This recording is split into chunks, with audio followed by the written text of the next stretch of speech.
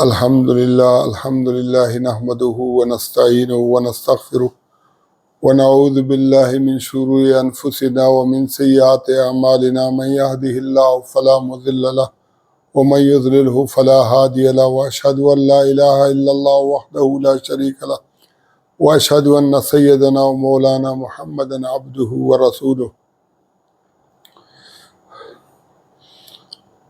قال الله تبارك وتعالى عسى ان تكرهوا شيئا فهو خير لكم صدق الله مولانا العظيم وقال النبي صلى الله عليه وسلم بدأ الإسلام غريبا فسيعود غريبا فطوبى للغرباء اللهم صل على محمد وعلى آل محمد وبارك وسلم عليه۔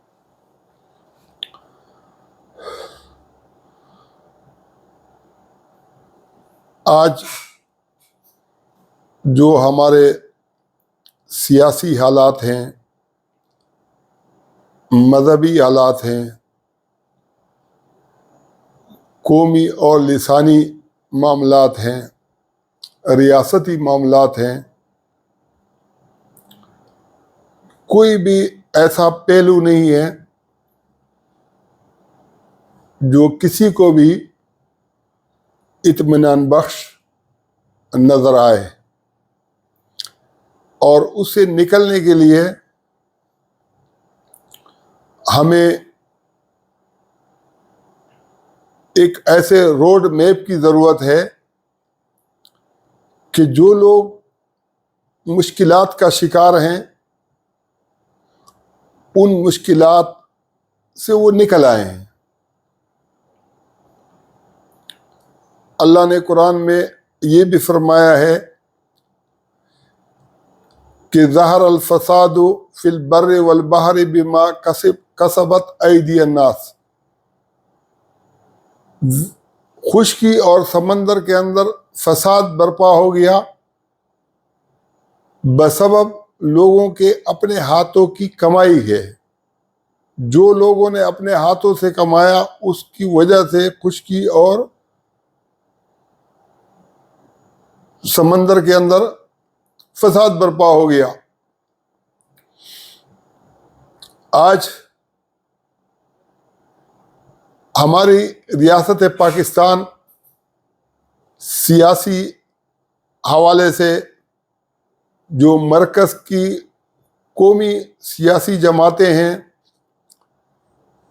ان کا اگر حال دیکھیں، یا جو صوبائی تنظیمیں، پارٹیاں اور جماعتیں ہیں اس لحاظ سے ان کا حال دیکھیں، اگر مذہب کے حوالے سے ان کے حالات دیکھیں، فرقہ واریت کے حوالے سے ان کو دیکھیں، تو ریاست کو اپنے ہاتھوں کی کمائی نے لپیٹ میں لے لیا ہے، اور یہ فساد جس کی لپیٹ میں آج ریاست آئی ہوئی ہے یہ اس کے اپنے ہاتھوں کی کمائی ہے۔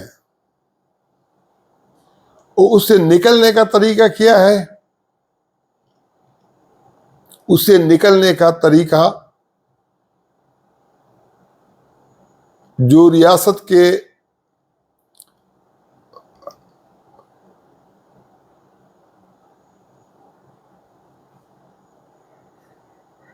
واقدار ہیں، یعنی جن کے پاس ریاست کی قوت ہے،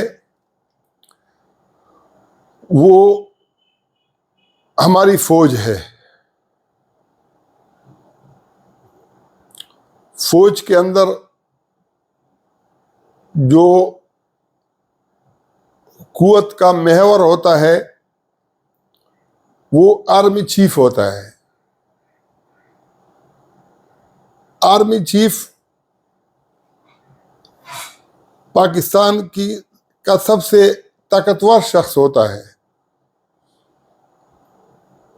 پرویز مشرف کے سارے دور کو پرویز مشرف کے نام سے یاد کیا جاتا ہے۔ اس کے بعد جب جنرل پرویز اشفاق کیانی صاحب آئے تو زرداری نے چاہتے ہوئے نہ چاہتے ہوئے بہرحال ایکسٹینشن دے دی. پھر اس کے بعد جب جنرل رائی شریف آئے تو طاقت کے محور وہی تھے. اس کے بعد پھر جب جنرل کیانی، جنرل باجوہ، قمر جاوید باجوہ صاحب آئے تو سارے پارٹیوں نے مل کر نہ صرف آئین میں ترمیم کی، ان کو ان کی مدت ملازمت بڑھائی، بلکہ آئندہ کے لیے بھی اگر وہ چاہتے تو یہ سیاسی جماعتیں، نون لیگ ہوتی، عمران خان ہوتا، کوئی بھی ہوتا، انہوں نے اس کو ایکسٹینشن دینی تھی،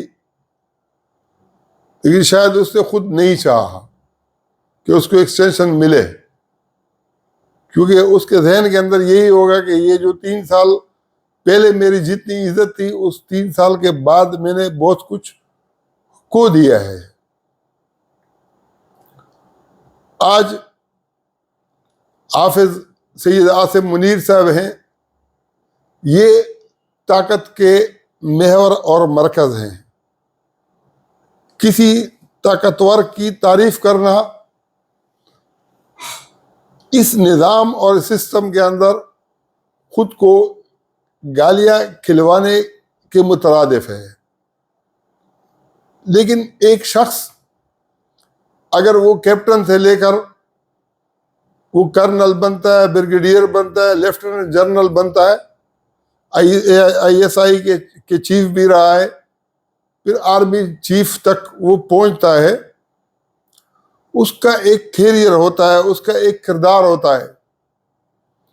اس سارے کردار کا اگر اس نے پیچھے سے کرپشن کی ہوتی ہے، بدماشی کی ہوتی ہے، غلط کام کیے ہوتے ہیں، تو اکثر تو ایسا ہوتا ہے کہ اس کو کرنل اور بریگیڈیئر کے عہدے سے وہ آگے جا بھی نہیں سکتا ہے. بہت سارے جو ہے نا وہاں سے ریٹائر ہو جاتے ہیں، لیکن جو وہاں جو آرمی چیف کے مقابلے تک پہنچتے ہیں وہ بہت کم لوگ ہوتے ہیں. اب مسئلہ یہ ہے کہ ان میں بھی اچھے بروں کا جو تاثر ہے وہ موجود ہوتا ہے. اب کون اچھا ہے کون برا ہے وہ تو جو المرء ادری بما فی بیتہ، انسان وہ چیز زیادہ سمجھتا ہے جو اس کے گھر کے اندر ہوتی ہے. ہم تو باہر کے لوگ ہیں، ہمیں کوئی پتہ نہیں ہے کہ کون اچھا تھا کون برا تھا. اور سیاسی پارٹیاں بھی ایسی ہوتی ہیں کہ وہی آرمی چیف کو انہوں نے جو ہے نا ایکسٹینشن بھی دے دیا اور پھر گالیاں بھی دے رہے ہیں. تو بہرحال وقت گزرنے کے ساتھ ساتھ آدمی کی اصلیت کا بھی پتہ چلتا ہے. آج میں نے ایک شیر افضل ایڈوکیٹ کی بات سنی، مجھے بہت اچھی لگی. اس کو کسی نے کہا کہ 6 مہینے پہلے آپ کو کوئی جانتا نہیں تھا اور آج بہت لوگ آپ کو جانتے ہیں. تو اس نے جواب کے اندر کہا کہ میں جس وقت آیا ہوں یہ مشکلات کا دور ہے، جو ان کے اپنے تھے وہ بھی سارے پرایا ہو گئے، اور میں ٹکٹ بھی نہیں لوں گا اور الیکشن بھی نہیں لڑوں گا، اور جب خان صاحب اپنی جگہ پر بحال ہو جائیں گے تو میں پھر چھوڑ بھی دوں گا. یہ بات مجھے بہت اچھی لگی. پہلے بھی وہ سی ایس ایس کے اندر اچھی پوزیشن سے پاس ہوئے، پھر جا کے وہ جج بن گئے، جج کیا پھر انہوں نے استعفیٰ دے دیا. تو انسان کے اندر خوبی خامیاں ہوتی ہیں، بظاہر جو ان کا یہ وہ ہے یہ بہت زبردست ہے. ایک ٹائم ایسا تھا کہ حاجی محمد عثمان رحمۃ اللہ علیہ کو کراچی کے اندر بہت بڑے اللہ والے کی حیثیت سے لوگ جاتے تھے. مفتی ولی حسن ان کی مجلس میں گئے، مفتی احمد الرحمان جو بنور ٹاؤن کے معتمم تھے وہ گئے ہیں، مفتی ولی حسن مفتی اعظم پاکستان تھے، اور جس طرح کے راز و نیاز کا ان کا تعلق تھا وہ ہم نے بارہ دیکھا ہے. وہ اپنے مدرسے کے اندر دارالحدیث کے اندر وہ ان کی تعریف کرتے تھے کہ وہ ان کے مرید اتنے اچھے کہ ہماری شاگرد ہماری اتنی عزت نہیں کرتے جتنی جو ہے نا ان کے جو مرید ہیں. مفتی تقی عثمانی صاحب کے جو استاد تھے مولانا عبدالحق، اور دوسرے دارالعلوم دیوبند کے فاضل مولانا اشفاق صاحب تھے، وہ ان کے مرید اور خلفاء تھے۔ آرمی چیف جو چند لمحے کے لیے بنے تھے خواجہ ضیاء الدین بٹ، وہ بھی ان کے مرید تھے۔ سندھ کے جو کور کمانڈر تھے جنرل نصیر اختر، وہ بھی حاجی صاحب کے مرید تھے۔ 8 بریگیڈیئر ان سے بیعت تھے، اور پولیس کے جو بڑے افسر تھے، ڈی آئی جی، ان کا نام مجھے میرے ذہن میں نہیں ہے، لیکن بہرحال مدینہ کے جو رہائشی تھے اور مدینہ کے اندر کسی بڑے عہدے پر افسر تھے، وہ بھی ان کے مرید تھے۔ شام کے عرب بھی ان کے مرید تھے۔ تو بہرحال جب آزمائش کا ٹائم آیا، بہت سارے لوگ تقریباً بھاگ گئے، اور اس آزمائش کے ٹائم کے اندر میرے ایک دوست نے مجھے کہا کہ آپ پٹھان ہیں اور آپ غیرت کی بات کر رہے ہیں کہ یہ بے غیرت یہ کہ اگر ہم ان کو چھوڑیں تو ممکن ہے حاجی صاحب سے بھی کوئی غلطی ہوئی ہو۔ میں نے کہا کہ اب جو مسئلہ ہے، یہ آزمائش کے وقت کسی کو چھوڑ دینا، یہ اگر آپ کہتے ہو کہ پشتو اور پٹھان ہونے کا نتیجہ ہے، تو اسلام بھی کہتا ہے کہ آزمائش کے وقت کسی کو مت چھوڑو۔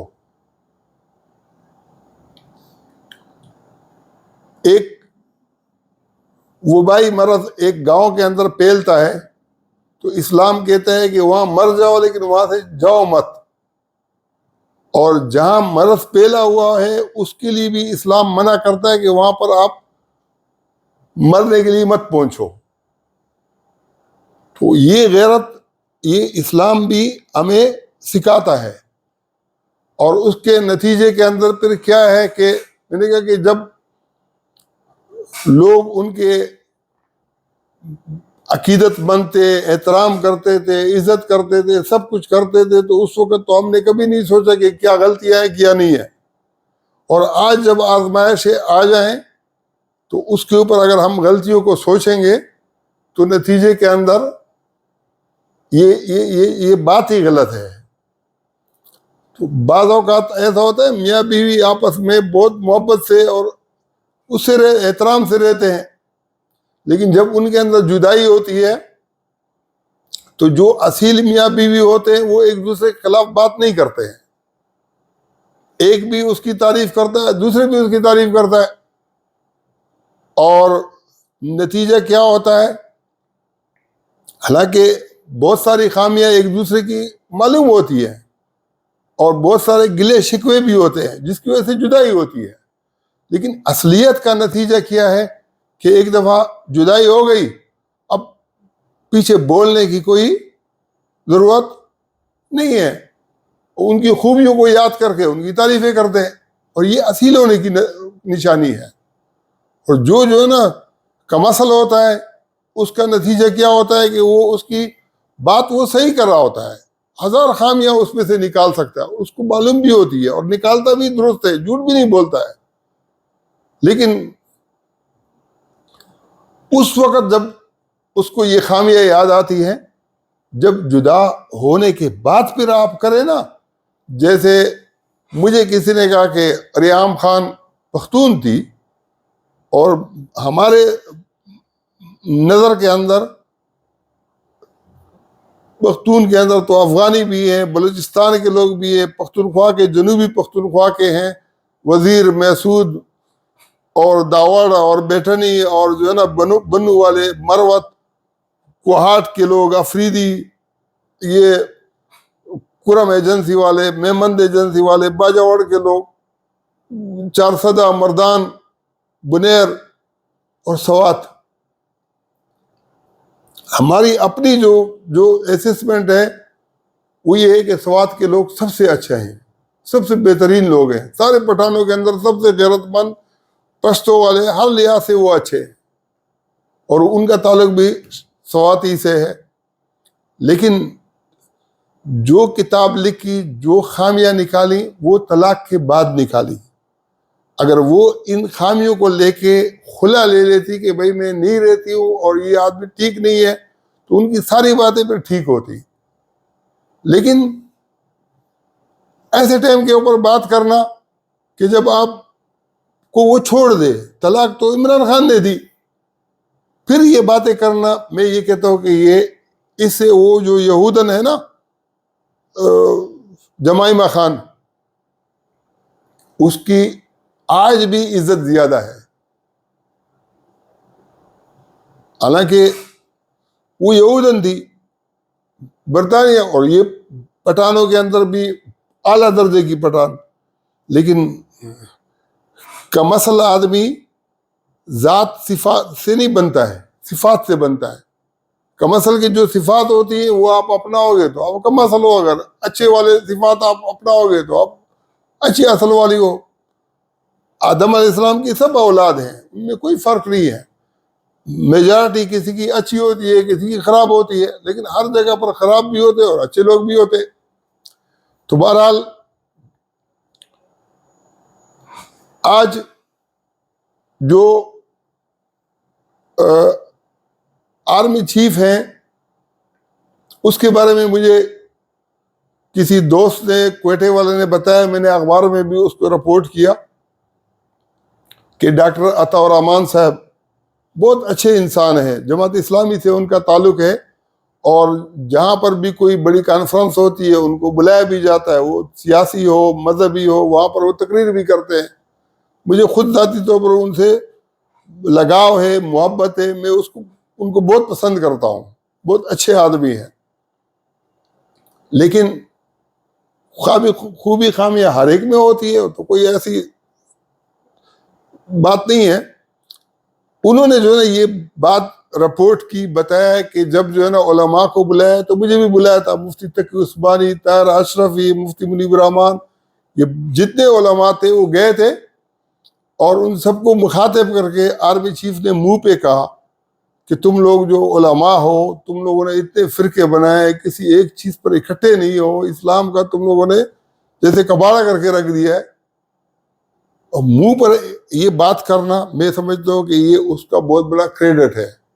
پھر انہوں نے کہا کہ عدلیہ کا بھی مزہ نہیں ہے، اور پاکستان کے اندر جتنے بھی ادارے ہیں کسی کا بھی مزہ نہیں ہے، یہاں تک کہ جو ریڑھی کے اوپر جو کوئی فروٹ بیچتا ہے، سبزی بیچتا ہے، وہ بھی جو ہے نا دھوکہ باز ہے۔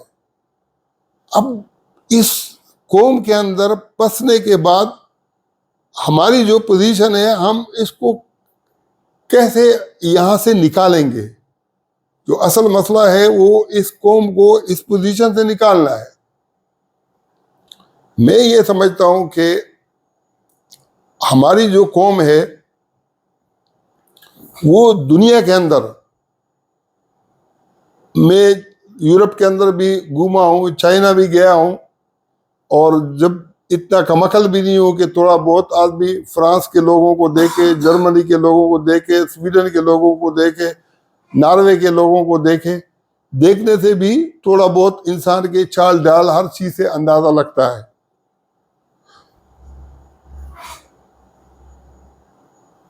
ہمارے خطے کے جو یہ لوگ ہیں، پاکستان کے جو لوگ ہیں، اتنے زبردست لوگ میں سمجھتا ہوں کہ دنیا کے اندر کہیں پر بھی نہیں ہے۔ مکہ مدینے کے اندر بھی میں گھوما ہوں، یورپ میں بھی گھوما ہوں، چائنا میں بھی گھوما ہوں۔ نہ یورپ میں ہے، نہ عرب میں ہے، اور نہ چائنا میں ہے۔ بہترین لوگ ہیں، بہترین قومیں یہاں بستی ہیں، بہترین لوگ ہیں، لیکن قربانی دینے والے لوگ ہیں۔ اور جو آدمی ان کو مظلوم نظر آتا ہے، سب کے سب مظلوم کے ساتھی بن جاتے ہیں۔ یعنی 80 سے 90% لوگ جو ہے نا، جب ظالم اور مظلوم کی بات آتی ہے تو وہ ان کے جو وہ ہوتے ہیں رجحانات ہوتے ہیں، ان کی جو ہمدردیاں ہوتی ہیں وہ مظلوم کے ساتھ ہو جاتی ہیں۔ اگر عمران خان مظلوم نہ بنتا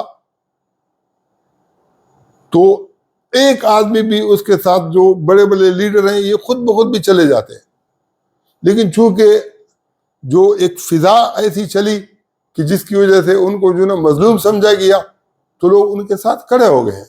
اور آج بھی لوگوں کے جو رجحانات ہیں وہ تقریباً ان کی طرف اس لیے ہیں کہ ان کو لوگ مظلوم سمجھ رہے ہیں۔ نواز شریف کا جو معاملہ تھا وہ مظلومیت کا زیادہ تر اس لیے نہیں تھا کہ جو بیانات تھے، چاہے وہ پارلیمنٹ کا بیان تھا، چاہے وہ میڈیا کے اندر یہ دیا، چاہے وہ سعودیہ اور چاہے وہ قطری خط تھا، جو معاملات تھے حکومت کے اندر رہتے ہوئے جو چیز انہوں نے ہینڈل کی، اس لیے ان کے ساتھ کوئی ایسی ہمدردیاں لوگوں کی نہیں بنی۔ عدالتیں تو بڑی نالائق تھی کہ اس کو خالی اقامہ کے اوپر نکال دیا، ورنہ دوسرے ملبے جو تھے اگر خالی یہ پوچھ لیتے کہ بھائی پارلیمنٹ نے آپ نے جو بیان کیا ہے، پھر بعد میں قطری خط لائے، قطری خط سے انکار کیا، یہ سب چیزیں لوگوں کی نظروں کے اندر ہیں۔ اور اس کے پیچھے کوئی، میں سمجھتا ہوں کہ اگر ریاستی ادارہ کھڑا ہو اور ان کو سپورٹ کرے تو ان کا اپنا منہ کالا ہوگا۔ ساری جو کالک ہے وہ ان کے منہ پہ لوگ مل رہے ہیں۔ آج بھی یہ بوجھ جو اٹھا رہے ہیں، اس بوجھ کا نتیجہ یہ ہے کہ لوگ فوج کو گالیاں دے رہے ہیں۔ جب پنجاب کے اندر جو ہے نا یہ معاملات اس انداز میں چلیں گے کہ جہاں اپوزیشن اور حکومت کا کوئی ماحول بن رہا ہوگا، تو باقی قوموں کے اندر تو ویسے بھی پہلے سے جو ہے نا نفرتیں بھی ہیں، محبت بھی نہیں ہے، کوئی ایسے معاملات بھی نہیں ہے۔ تو میں یہ سمجھتا ہوں کہ آج ہم جہاں کھڑے ہیں اس کا قصور جس کا ہے وہ اپنے قصور کی سزا کھا رہا ہے۔ میں اپنی قصور کی سزا کھا رہا ہوں، ریاست اپنے قصور کی سزا کھا رہی ہے، پارٹیاں اپنی اپنی قصوروں کی سزائیں کھا رہی ہیں۔ عوام کے اندر آج تک ہم نے صحیح بات پہنچانے کی کوشش نہیں کی۔ اگر مذہبی طبقہ آج صحیح بات پہنچائے تو میں سمجھتا ہوں کہ وہ لوگ جو ہے نا ان سے زیادہ اچھے مذہبی نہیں بن سکتے ہیں۔ اگر سیاسی طور پر جو ہے نا لوگوں کو صحیح بات پہنچائی جائے تو آج ان کا رجحانات ٹھیک ہو سکتے ہیں۔ اگر پہنچانے والے جو ہے نا غلطی جو ہے نا سب سے زیادہ یہ کہ جس کو کچھ معلومات پہلے تو ہوتی نہیں ہے، اور جب معلومات ہوتی ہیں تو وہ پہنچتے پہنچتے بھی ان کو بہت دیر لگ جاتی ہے۔ آج کل سوشل میڈیا کا دور ہے۔ میں یہ سمجھتا ہوں کہ آج میں نے ایک کلپ سنا کسی عالم کا، وہ مولانا اشرف علی تھانوی صاحب کا اس نے قصہ سنایا کہ ایک طالب علم نے اس کو خط لکھا کہ بھئی میرے جو والد ہیں اس نے میری ماں کو حق مہر نہیں دیا تھا، ادا نہیں کیا تھا، اب دونوں فوت ہو گئے، اب اگر میں والد کا حق مہر ادا کرتا ہوں اور والدہ کے جو ورثاء ہیں ان کے اندر مجھے دینا پڑے گا۔ تو اس خط کی وجہ سے مولانا اشرف علی تھانوی صاحب کو یاد آ گیا کہ یہ میرے باپ نے تو 4 شادیاں کی تھی اور میرے باپ نے بھی حق مہر نہیں دیا تھا، اب اس کا شکریہ بھی ادا کیا، اور باپ کا حق مہر ادا کرنے کے لیے چونکہ وہ 84 سال عمر تھی اور انہوں نے جا کے تحقیقات کی، وہ جو 4 بیویاں تھیں ان کے جو ورثاء تھے، کوئی مرے تھے اس کے پھر وارث بن گئے تھے، وہ سب کو جو ہے نا 2 سال تک وہ کوشش، کسی کا آنا بنتا تھا، پیسہ بنتا تھا، جو بھی حق اس مہر بنتا تھا وہ اس کو ادا کر دیا۔ یہ واقعتاً مولانا اشرف علی تھانوی صاحب جو تھے وہ بہت تقوی والے انسان تھے۔ تقوی، اگر تقوی نہ ہوتا تو وہ کیوں ایسا کرتے؟ اتنا تکلف کے اندر پڑنا یہ تقوی کی وجہ سے تھا۔ یہ تو اپنی جگہ پر، اور ایک مولانا اشرف علی تھانوی صاحب کا کوئی مرید تھا، وہ ان کے پاس ایک تربوز لے کے آیا، وہ تربوز جب لایا تو مولانا تھانوی صاحب نے ان کو کہا کہ یہ نہیں چاہیے. تو مرید نے کہا کہ کیوں؟ اس نے کہا کہ بھئی یہ میری 2 بیویاں ہیں اور میں اس میں انصاف نہیں کر سکوں گا. تو مرید کو پتا تھا، تو مرید نے کہا کہ میں 2 لے کے آیا ہوں. پھر اس نے تو یہ سوچا، پھر کہا کہ نہیں بس نہیں لینا ہے. دیکھیے کیوں؟ اس نے کہا کہ ایک کا وزن کم ہوگا، ایک کا زیادہ ہوگا. تو مرید کو مزاج کا پتا تھا. اس نے کہا کہ میں تلوا کے لایا ہوں، تلوا کے لے کے آیا ہوں اور دونوں بالکل برابر ہیں. پھر کہا کہ اچھا. پھر تھوڑی دیر کے بعد کہا کہ نہیں، میں جو ہے نا یہ نہیں لے جا سکتا. لیکن کیوں؟ نے کہا کہ اس لیے کہ ایک پھیکا ہوگا، ایک میٹھا ہوگا. اب اس وقت لوگوں کے اندر اتنی عقل نہیں تھی جیسے آج کے دور کے اندر. وہ باقاعدہ ایک اس کا وہ نکالتے ہیں حصہ کاٹ کر چورے سے اور چکھ لیتے ہیں کہ دونوں میٹھے ہیں، تو وہ چکھ بھی سکتا تھا. لیکن چونکہ اس وقت لوگوں کے دماغ نے اتنی ترقی نہیں کی تھی جیسے آج لوگوں کے دماغوں نے ترقی کی ہے.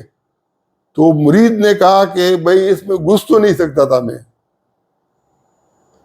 میٹھے پیکے کا تو بیچارہ جو ہے نا وہ دونوں تربوز پھر واپس لے گیا ہوگا. اب مسئلہ یہ ہے کہ بعض لوگوں نے، مولانا ابوالکلام آزاد نے تذکرے کے اندر لکھا ہے کہ امام ابو یوسف یہ کام کرتا تھا کہ وہ سال گزرنے سے پہلے اپنی بیوی کو اپنی سارا مال ہبہ کر دیتا تھا، اور جب دوسرا سال آتا تھا تو ایک دن پہلے بیوی اس کو ہبہ کر دیتی تھی. تو اس کے نتیجے کے اندر جیسے زکوٰۃ اس کے اوپر پڑتی نہیں تھی. اب مولانا ابوالکلام آزاد نے لکھا ہے یہ کیسی بات ہو سکتی ہے نا، یہ تو یہودی اس طرح سے کرتے تھے.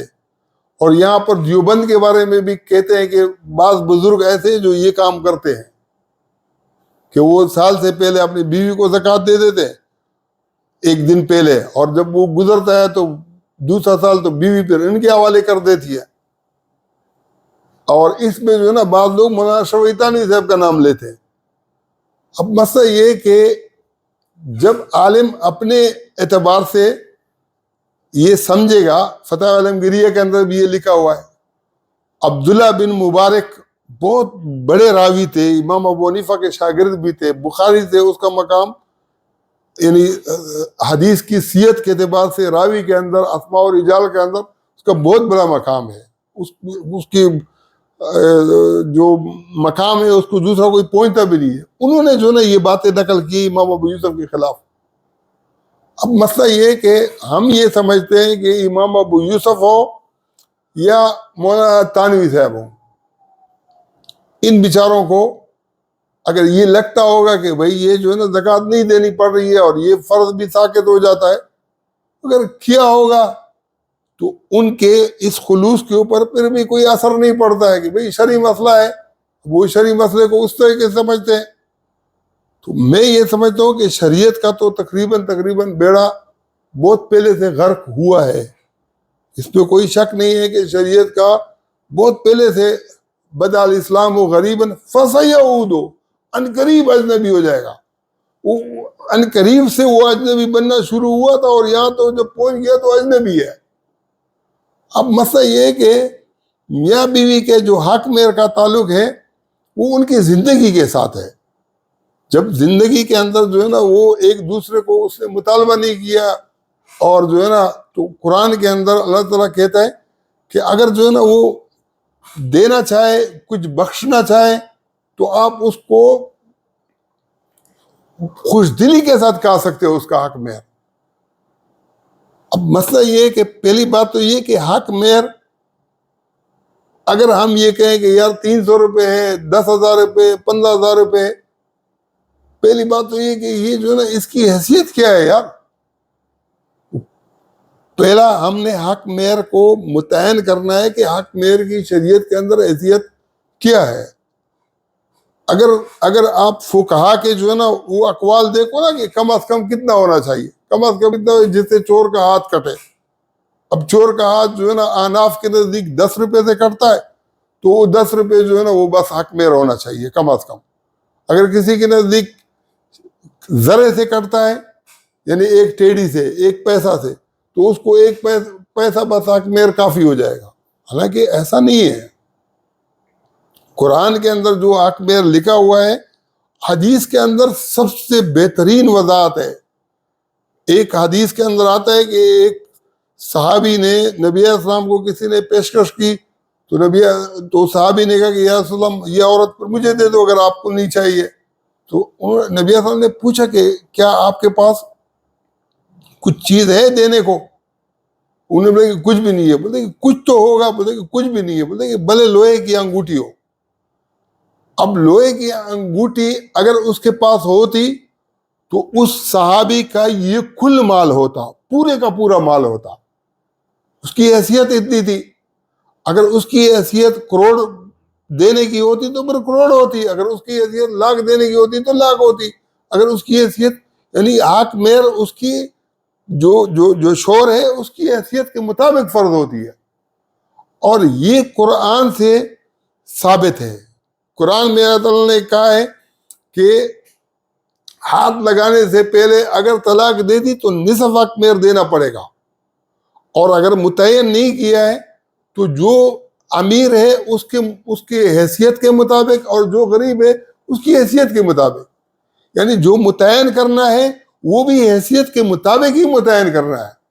یہ تو نہیں ہو سکتا ہے کہ ایک آدمی جو ہے نا غریب ہے اور وہ کہے کہ یار اس کا جو ہے نا لاکھوں روپے ہو اور امیر ہے اس کا 10 پیسے ہوگا. یہ نہیں ہے, اس کی حیثیت کے مطابق ہے. اس لیے شریعت کے اندر جو یہ رکھا ہے کہ اگر پہلے سے کوئی متعین نہ بھی ہو تو شادی ہو جاتی ہے, لیکن پھر اس کی حیثیت کے مطابق وہ متعین ہوگا. اس حدیث سے تو یہ پتہ چلتا ہے کہ نبی صلی اللہ علیہ وسلم نے حیثیت کے مطابق اس کے اوپر زور ڈالا ہے. اور انہوں نے اسے یہ لیا ہے کہ انگوٹھے کی قیمت کتنی ہو سکتی ہے. یعنی یہ چیز شروع سے خالی اس کے اندر بگاڑ نہیں ہے, اور چیزوں کے اندر بھی بہت بگاڑ آیا ہے.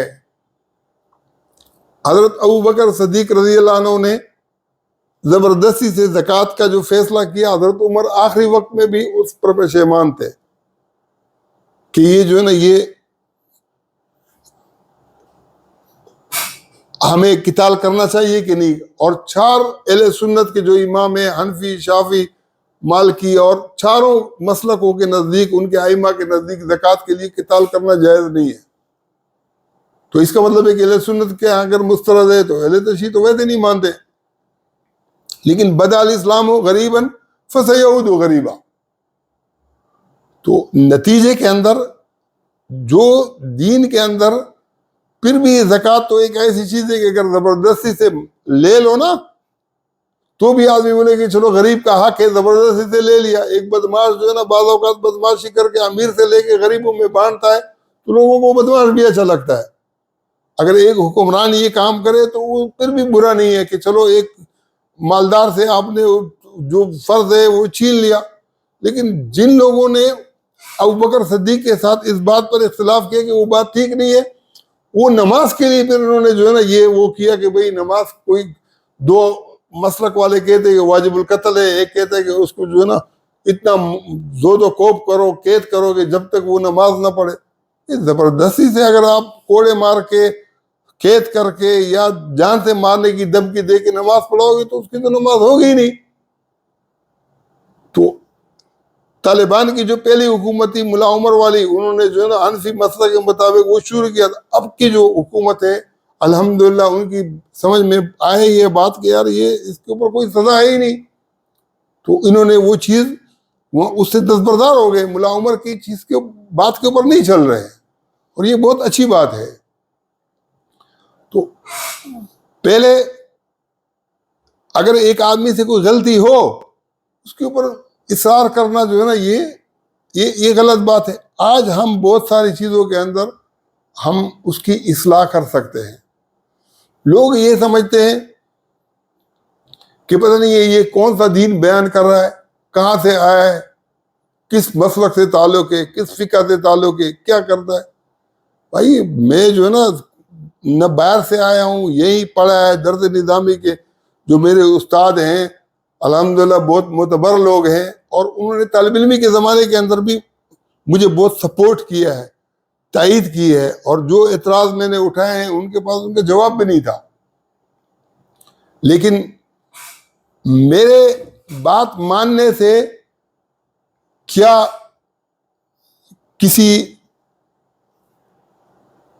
غلط تاثرات کسی کو مل سکتے ہیں؟ اس سے سوال یہ پیدا ہوتا ہے۔ مثلا جو طلاق اور حلالے کا میں نے مسئلہ اٹھایا ہے، میں نے جو ہے نا یہ جو کتابیں 4 کتابیں اس کے اوپر لکھی ہیں، اور بریلوی، دیوبندی، اہل حدیث، اہل تشیع، چاروں کی باقاعدہ اس کے اندر تائید موجود ہے۔ میرے اگر شیعہ بھی تائید کرتا ہو، اگر دیوبندی بھی تائید کرتا ہو، اگر بریلوی بھی تائید کرتا ہو، اہل حدیث بھی تائید کرتا ہو، کسی کو پھر اعتراض ہونا چاہیے کہ میں کون ہوں کون نہیں ہوں۔ دوسری بات یہ ہے کہ علامہ ابن تیمیہ نے کتاب لکھی، وہ کتاب میرے پاس موجود ہے، جس میں لکھا ہے کہ یہ جو 4 مسلک ہیں، یہ 4 مسلک نہیں، یہ 4 فرقے ہیں۔ تو قرآن کے اندر، حدیث کے اندر فرقہ واریت کی نفی ہے، وہ یہ نہیں ہونے چاہیے۔ اب مسئلہ یہ کہ فرقہ واریت کی نفی انہوں نے کی ہے علامہ ابن تیمیہ نے، اور ان کے اس بات کے اندر بہت خلوص ہے کہ بھئی یہ جو نا ایک جگہ کسی اس کے اوپر جمع ہو جائیں، اکٹھے ہو جائیں، ایک ہی ہو، لیکن پریکٹیکل کیا ابن تیمیہ نے یہ کام کیا؟ اب سعودیہ سے ایک کتاب چھپی ہے، میں نے وہیں سے لی، وہیں کی چھپی ہوئی ہے مدینہ کی، اس میں خلفاء راشدین کی اجتہاد کا وہ لکھا ہے کہ خلفاء راشدین نے کیا کیا اجتہادات کیے تھے۔ ان اجتہادات کے اندر ایک اجتہاد یہ بھی ہے کہ اگر بیوی کو کوئی کہے کہ تو مجھ پر حرام ہے، تو حضرت علی کے نزدیک یہ 3 طلاقیں ہیں، حضرت عمر کے نزدیک یہ 1 طلاق ہے، حضرت عثمان کے نزدیک یہ زہار ہے۔ اس طریقے سے ان اختلافات کو، اجتہادات کو لکھا ہے۔ اب 4 امام تھے، چاروں کا مسلک اس حوالے سے الگ الگ ہے کہ اگر بیوی کو طلاق کہہ دیا تو کوئی کہتا ہے کہ یہ زہار ہے، کوئی کہتا ہے کہ یہ حلف ہے، کوئی کہتا ہے کہ یہ 3 طلاقیں ہیں، کوئی کہتا ہے کہ یہ 1 طلاق ہے، کوئی کہتا ہے کہ 1 طلاق بین ہے۔ تو بہرحال علامہ ابن تیمیہ کے جو شاگرد تھے وہ تھے علامہ ابن قیم، اس نے حرام کے لفظ کے اوپر 20 اقوال لکھے، یعنی وہ جو 4 فرقے تھے نا، 4 مسلک تھے، 4 فرقے تھے، اس کو بجائے کم کرنے کے اور بڑھاوا دے دیا، پورے 20 تک وہ لے کے گیا ہے، خود لے کے نہیں گیا، تقسیم کیے اور کسی کو بھی غلط نہیں قرار دیا، یعنی وہ جو 4 ختم کرنا چاہے تھے وہ 20 بنا دیے۔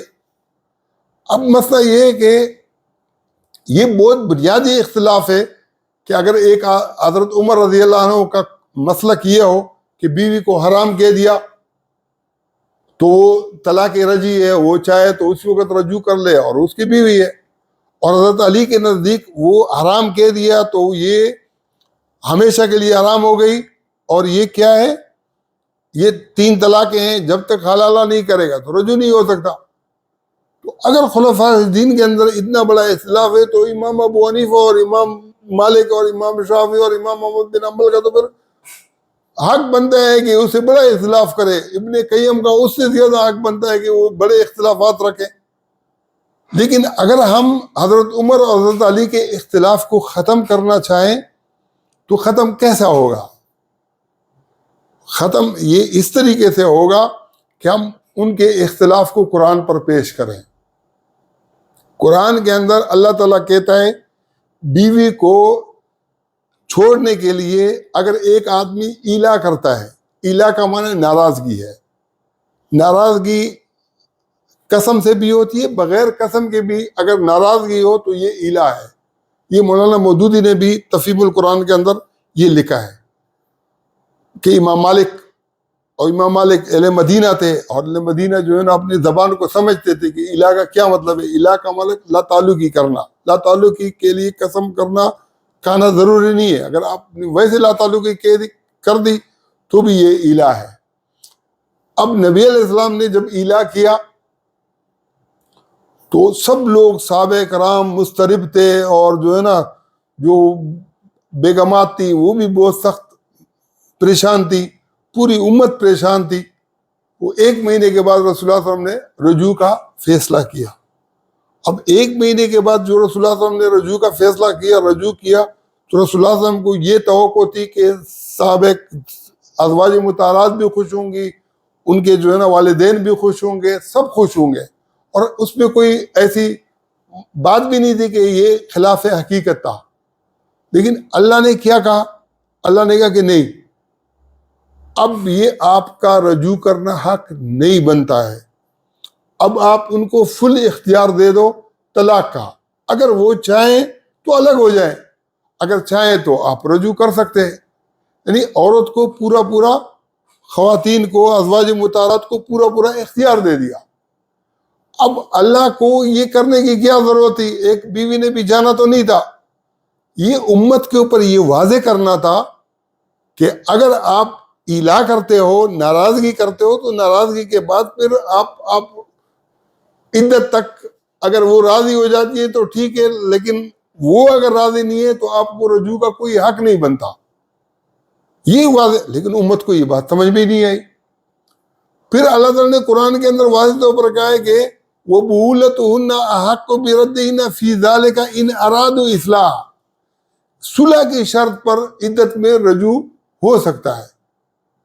یہ بھی امت کو سمجھ میں نہیں آیا کہ نہیں، یہ جو ہے نا اب ایلا کے اندر بھی بیوی کی رضامندی ضروری ہے، اور طلاق کے اندر بھی بیوی کی رضامندی ضروری ہے. تو جو حرام کا لفظ ہے اس کے اندر بھی بیوی کی رضامندی ضروری ہے. یہ تو واضح بات ہے. حضرت عمر رضی اللہ عنہ نے جب تحقیق کی کہ بیوی راضی ہے تو فتویٰ دے دیا کہ تم رجوع کر سکتے ہو.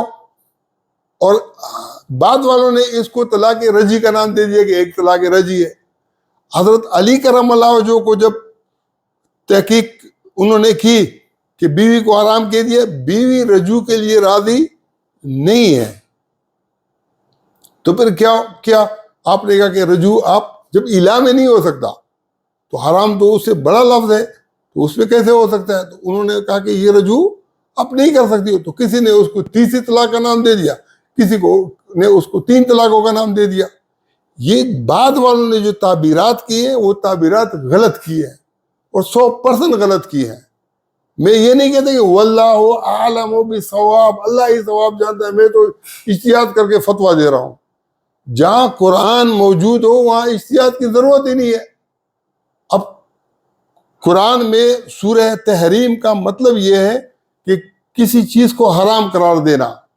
نبی کریم صلی اللہ علیہ وسلم نے جب ماریہ قبطیہ رضی اللہ عنہ کو اپنے اوپر حرام قرار دیا تو اس کے نتیجے میں جو ہے نا یہ صورت نازل ہوئی، یا ایھا النبی لم تحرم ما احل اللہ لک تبتغی مرضات ازواجک. اس چیز کو اپنے اوپر کیوں حرام قرار دے رہے ہو جس کو اللہ نے آپ کے لیے حلال قرار دیا ہے، اپنی بیویوں کو خوشنودی کے لیے، ان کی رضا جوئی کے لیے، ان کی رضامندی کے لیے. قد فرض اللہ تحلۃ ایمانکم، اللہ نے جو تم نے یہ عہد سے کسی کو حرام قرار دیتے ہو، بیوی کو حرام قرار، اللہ نے اس کو حلال قرار دیا ہے. اب بخاری کے اندر حسن بصری کہتے ہیں کہ حرام کے لفظ سے جو نیت کی جائے وہی ہوگا. اور بعض علماء کا اجتہاد یہ ہے کہ اگر حرام کہہ دیا تو یہ تیسری طلاق ہوگی، اور یہ ایسی تیسری طلاق ہوگی کہ کھانے پینے کی طرح حرام نہیں ہوگا، بلکہ وہ جیسے تیسری طلاق سے وہ بیوی حرام ہو جاتی ہے ویسے حرام ہو جاتی ہے. اور ایک روایت چھوڑ کر عبداللہ ابن عباس سے وہی بخاری روایت کرتا ہے کہ اگر بیوی کو کیا کہہ دیا، حرام کہہ دیا، تو نہ یہ طلاق ہے، نہ حلف ہے، نہ زیارے، کچھ بھی نہیں ہے. یہ جو ہے نا بس روٹین کی چیز ہے، حرام کہہ دیا تو مسئلہ نہیں ہے، اور یہی نبی کریم صلی اللہ علیہ وسلم کی سیرت سے ثابت ہے۔ اب اگر وہاں وہ قرآن کی آیت بخاری والا لکھ دیتا تو مسئلہ ہی ختم تھا، وہ تو انہوں نے نہیں لکھا۔ تو جو قرآن مسئلے کا حل کرتا ہے اور اس کی طرف ہم جاتے ہی نہیں ہیں، تو نتیجے کے اندر جو نا یہ جو انتشار ہے، یہ جو فرقہ واریت ہے، یہ جو تفریق ہے، یہ آئے گی۔ یہی چیز جو حضرت عمر فاروق رضی اللہ عنہ نے اپنے دور کے اندر 2 سال کے بعد کیا کہ ایک شخص نے 3 طلاقیں دے دی، اور حضرت عمر نے کہا کہ اس کو ہم نافذ کر دیتے ہیں۔ حضرت عمر نے ایسے نہیں کہ اوپر سے نافذ کر دیا، تحقیق کی، اس کی بیوی کو راضی کرنے کی کوشش کی ہوگی، اس کی بیوی بالکل راضی نہیں تھی، جب راضی نہیں تھی تو اگر ایک طلاق کے بعد بھی وہ اڑ جاتی کہ مجھے جو ہے نا رجوع نہیں کرنا، تو ایک طلاق کے اندر بھی اس کی طلاق رجعی کا جو ہے نا کوئی حق نہیں تھا۔ اللہ نے قرآن میں فرمایا نا کہ وَبُولَتُهُنَّ أَحَقُّ بِرَدِّهِنَّ فِي ذَلِكَ إِنْ أَرَادُوا إِصْلَاحًا، صلح کی شرط پر۔ اب مولوی کہتا ہے کہ یہاں پر تو صلح کی شرط کا کہا ہے، اگلے تو کہا ہے کہ طلاق مرتان فَإِمْسَاكٌ بِمَعْرُوفٍ اور تَسْرِيحٌ بِإِحْسَان۔ بھائی معروف کا کیا معنی ہے؟ معروف کا یہ معنی ہے کہ صلح کی شرط پر وہ رجوع کر سکتا ہے، اور صلح کی شرط پر خالی عدت کے اندر نہیں، عدت کی تکمیل کے بعد بھی اللہ کہتا ہے وَإِذَا طَلَقْتُمُ النِّسَاءَ فَبَلَغْنَ أَجَلَهُنَّ فَأَمْسِكُوهُنَّ بِمَعْرُوفٍ اور سَرِّحُوهُنَّ بِمَعْرُوفٍ، وہاں پر بھی معروف کی بات ہے، معروف صلح کی شرط کے اوپر ہے۔ پھر اللہ کو پتہ تھا کہ یہ خردماغ قسم کے لوگ ہیں، جاہل طبقہ ہے، اور پتہ نہیں آگے جا کے کیا کیا جیسے پہلے امتوں نے بنایا وہاں پر انہوں نے آنا ہے۔ پھر اللہ نے اس سے بڑھ کر اور وضاحت کر دی وَإِذَا طَلَقْتُمُ النِّسَاءَ فَبَلَغْنَ أَجَلَهُنَّ فَلَا تَعْضُلُوهُنَّ أَن يَنكِحْنَ أَزْوَاجَهُنَّ إِذَا تَرَاضَوْا بَيْنَهُم بِالْمَعْرُوفِ، کہ جب وہ آپس میں عدت کے بعد، عدت کی تکمیل کے بعد رجوع کرنا چاہیں اور دونوں آپس میں راضی ہوں معروف طریقے سے، تو ان کے اندر رکاوٹ مت بنو۔ اور سورہ طلاق کے اندر بھی یہی بات ہے اذا طلقتم النساء فطلقوهن لعدتهن، اب عدت کے مطابق قرآن کے مطابق حکم دے دیا کہ پہلے طور کے اندر پہلی طلاق دے دی، دوسرے میں دوسرے دے دی، تیسرے میں تیسرے دے دی۔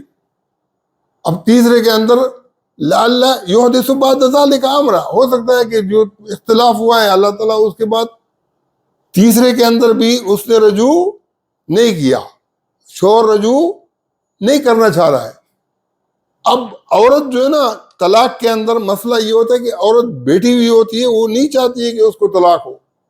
پھر اللہ تعالیٰ کہتے ہیں وَإِذَا بَلَغْنَ أَجَلَهُنَّ، جب وہ عدت کو پہنچ جائے، عدت پوری ہو جائے، فَأَمْسِكُوهُنَّ بِمَعْرُوفٍ أَوْ فَارِقُوهُنَّ بِمَعْرُوفٍ، تو اچھے انداز میں ان کو روکو یا اچھے انداز میں ان کو چھوڑو، اور ان کے اوپر پھر 2 اپنے میں سے عادل گواہ بنا لو۔ اور اللہ اس کے بعد بھی کہتا ہے کہ وَمَن يَتَّقِ اللَّهَ يَجْعَل لَّهُ مَخْرَجًا، اگر اس کو پھر اس کے کافی عرصے بعد کوئی بات ذہن میں آ گئی پھر بھی اللہ تعالیٰ نے رجوع کا دروازہ نہیں بند کیا ہے۔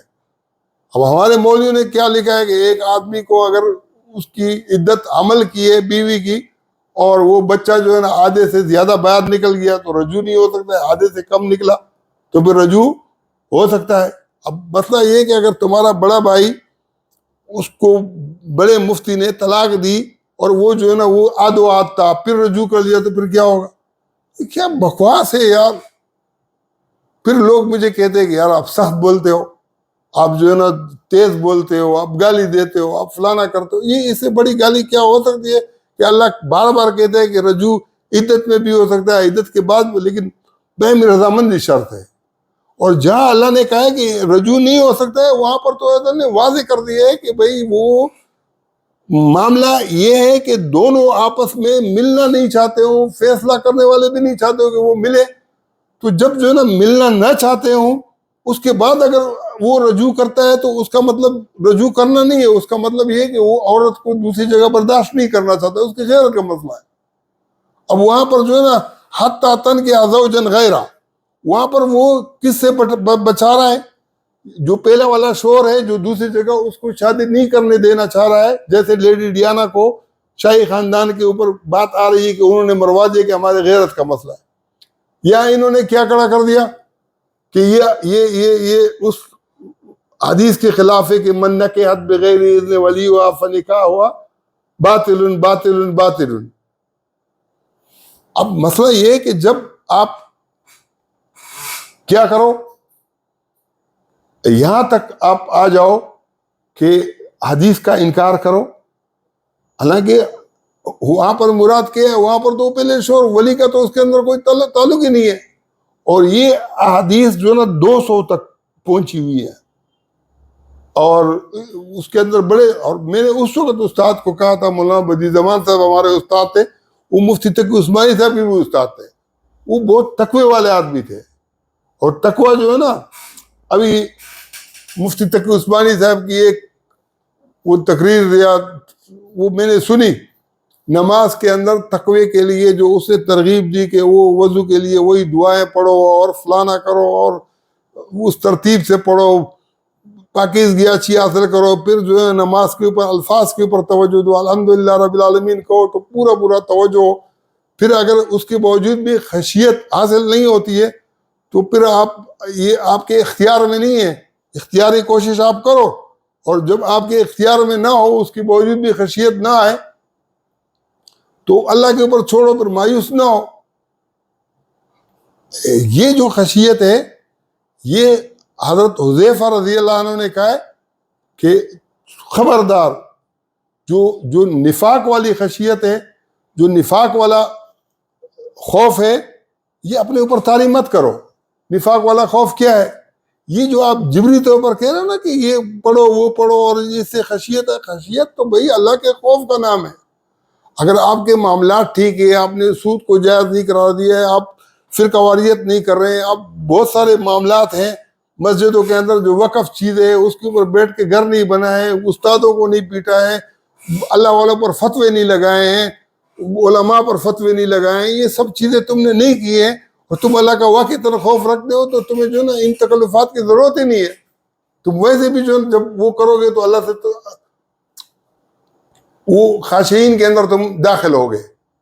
اور اگر تم نے یہ سارے کام کیے ہیں، سارا دن دوسرا کام کرتے اور نماز کے اندر کوئی خشیت پیدا کرتا، یہ خشیت حضرت حذیفہ نے کہا ہے، آپ نیٹ کے اوپر دیکھ لو کہ یہ خشیت کیا ہے، یہ نفاق کی علامت ہے۔ ایک آدمی کسی بادشاہ سے ڈرتا ہے، اب فوجی سے ایک آدمی ڈرتا ہے تو اس کو یہ ضرورت ہے کہ وہ ایسی کیفیت پیدا کر دے کہ یہ جیسے میں ڈر رہا ہوں۔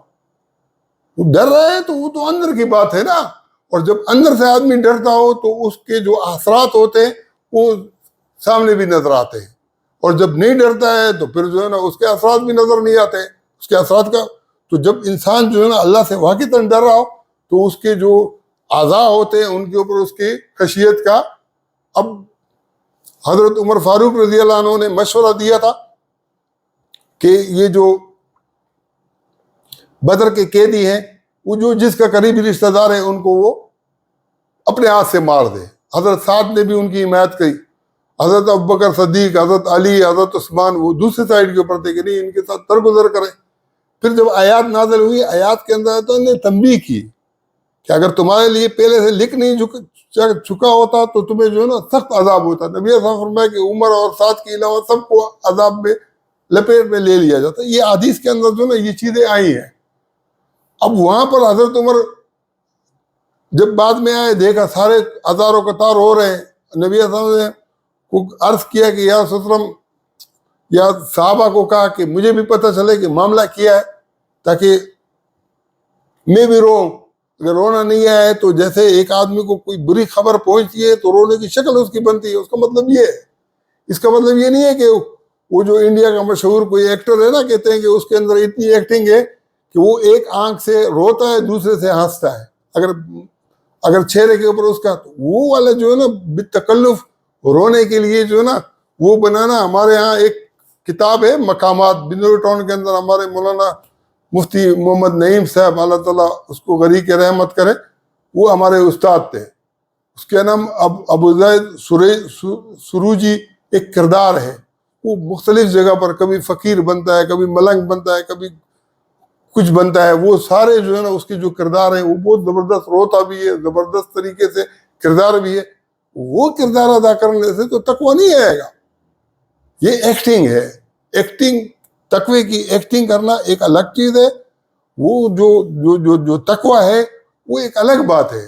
اللہ کے خوف تو اللہ کے جو احکام ہیں آپ مانو گے تو اس کا مطلب ہے کہ آپ نماز کے اندر بھی آپ ان میں شمار ہوگے جس کے بارے میں الذین هم فی صلاتہم خاشعین، جو نماز میں اللہ سے ڈرتے ہیں. اور اگر دوسرے طبقے کے اندر ہوگے تو پھر کیا ہوگا کہ جنہوں نے ہم عن صلاتہم ساہون، جو اپنی نماز سے غافل ہیں.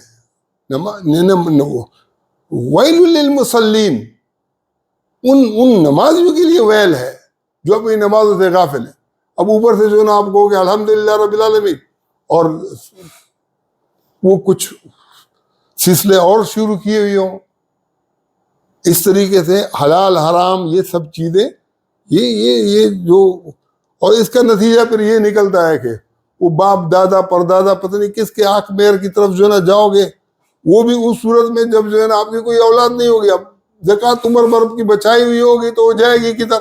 وہ جا کے جو ہے نا باپ کے جو ہے نا اس آنکھ میر کو بخشاؤ تو دادا کو کون بخشائے گا؟ لیکن جب اولاد ہو تو اس کو بینکوں کے جو ہے نا وہ افسر بھی بنا دو، اس کے لیے مال اور جائیداد بھی چھوڑ دو، اور مدرسے کا بھی وارث بنا دو. یہ سارے ڈرامہ بازیاں ہیں. اللہ ہمارے رحم حال پر رحم فرمائے، اور انشاءاللہ اچھا وقت آنے والا ہے. لوگوں کی جو ہے نا جب دین کے حوالے سے ایک آدمی اتنی بڑی قربانی دیتا ہے کہ وہ اپنی بیوی کا حلالہ بھی ان مولویوں کے نام سے کرتا ہے، جب ان کو دین کی حقیقت نظر آئے گی تو وہ دین کے لیے جان دیں گے. ان کی عزتیں پھر نہیں لوٹیں گی، اور وہ دل سے پھر صحیح پکے سچے مومن اور مسلمان بنے گے. وآخر دعوانا الحمدللہ رب العالمین.